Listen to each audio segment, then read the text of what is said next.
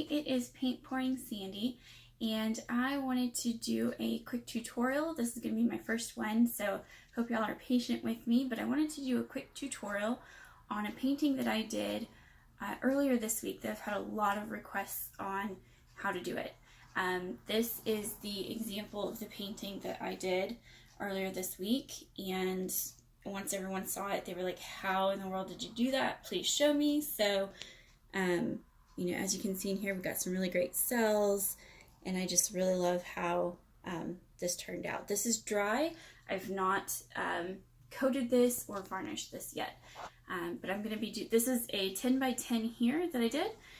The panel that I'm going to be doing today is an 11 by 14. It's my first time on this size. So I've just kind of guessed how much paint I'm going to need today. All right. These are all the colors that are going to be going into this pour.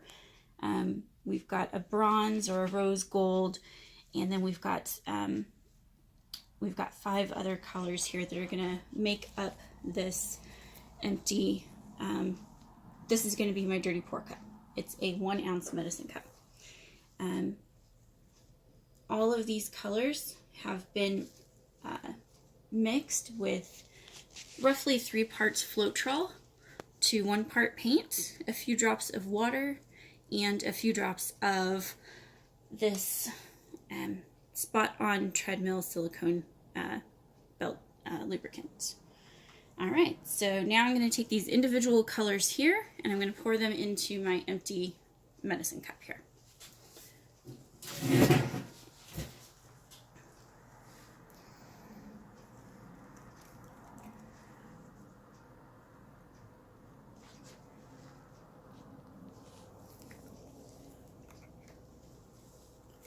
And this is just, personally, I like to just pour a little bit at a time and do this a couple times with each color.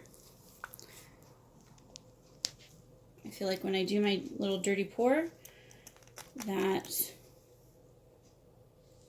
I get better coverage and better disbursement of the colors, but that's just me.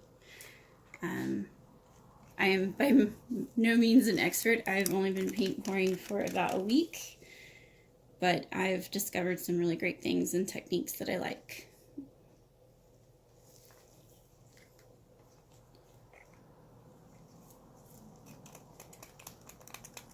You might see in some of these shots some paintings that my son has done tonight that are still drying.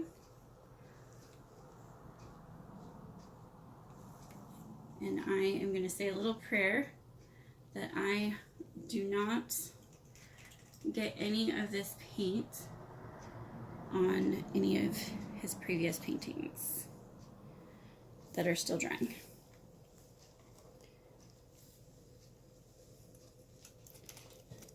So again, I've just started with this paint pouring. And again, I'm by no means an expert, but the great thing is that by watching tutorials just like this one, learning new techniques and then trying them out, you can learn what works best for you and just really have fun. There's really no right or wrong way to do this. I love it.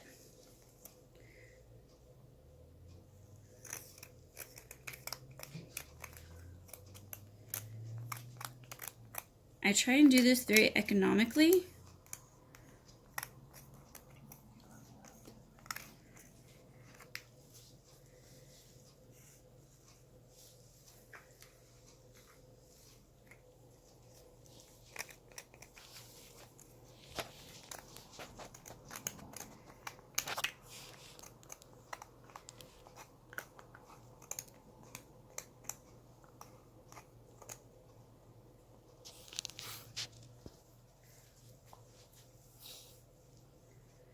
These beachy ocean colors were a request when I showed off that last painting. So, Susie, if you're watching, this is all thanks to your idea.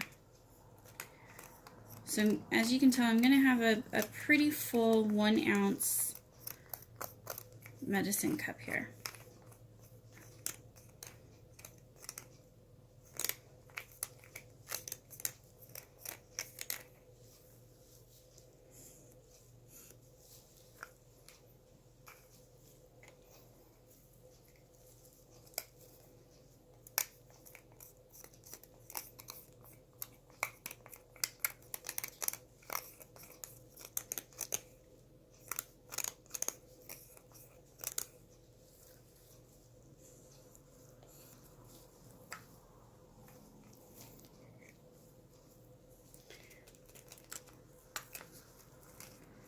I just got this blue tonight and I'm pretty excited about it.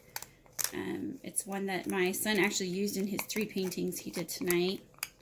We both saw it and we're like, oh my gosh, it's so pretty. I think it's going to do some really neat things in this painting. So, okay, so this is my dirty pour cup here. This canvas board has been gessoed with 2 coats that have dried earlier in the week. This is my setup. I've got plastic down here, and I've got just some empty little bathroom cups here, 3-ounce cups. You can also use empty yogurt cups, whatever you've got at your disposal. You don't have to run out and buy a whole bunch of stuff. There's things that you can do. So this is how I'm going to do this. I'm going to start here at this corner, and ultimately I really kind of want my paint to go in this direction. Alright, so I'm going to turn my canvas over.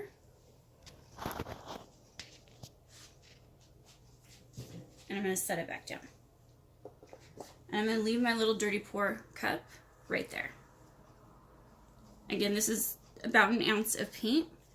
Here I've got roughly 4 to 4.5 ounces of white paint that I've pre-mixed with Floetrol and water, just to get it to the consistency that I want.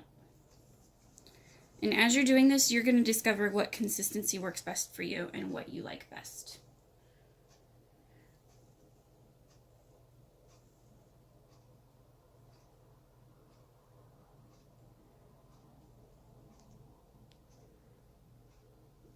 I'm just going to kind of go around here to make sure that I do get coverage right here.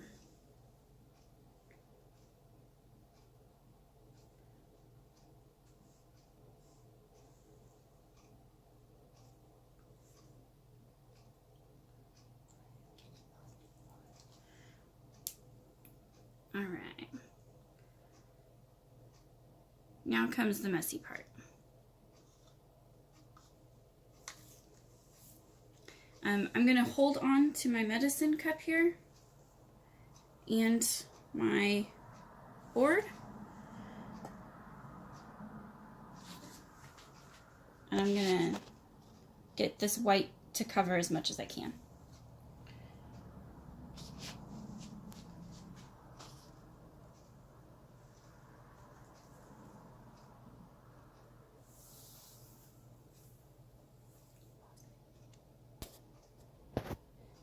Okay, so I don't know if you can tell, but I've covered this board in the white paint here, and then I've got my dirty pour cup right here that I'm about to release. And I'm not going to pull it all of the way up.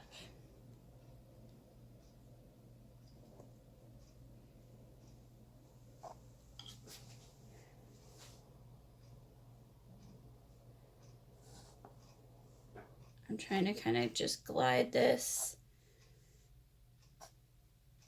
through here. Okay. And then I'm going to tilt.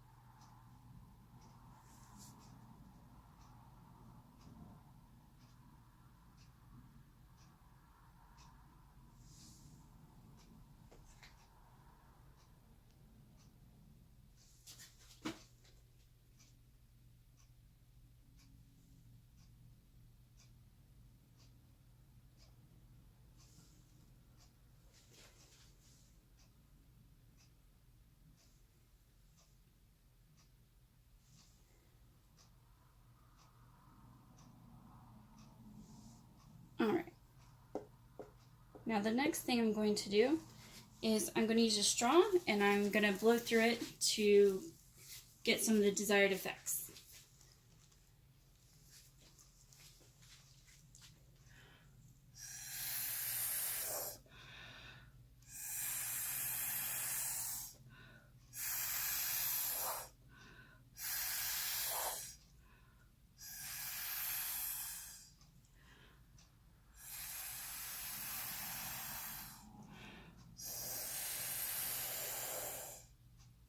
I'm going to continue that until I get to where I like. Alright, so I have blown through the straw and tilted this to kind of get my desired effect here. And I've left plenty of negative space to create interest as well. I didn't get quite as many wisps this time, and my bronze kind of tried to make a mud down here, but I added a last few drops of some of my individual colors down here. At this point, I'm pretty much going to let this dry and leave it alone and see what it does as it dries. Hopefully we'll get some, actually before I let it dry, I'm going to take the torch and see if I can get some more cells.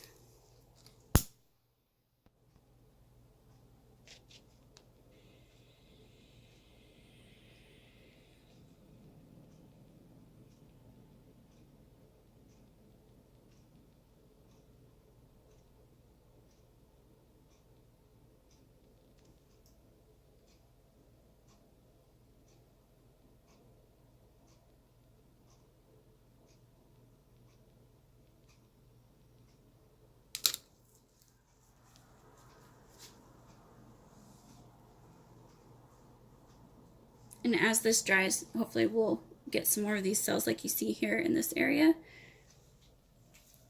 That'll kind of pop up. And then as it dries too, we should hopefully get some more of these paint bleeds. That's what I call them. Whether or not that's the technical term, I have no idea. These are all techniques, again, that I'm still learning, but I'm happy to share with y'all as well. Thank you.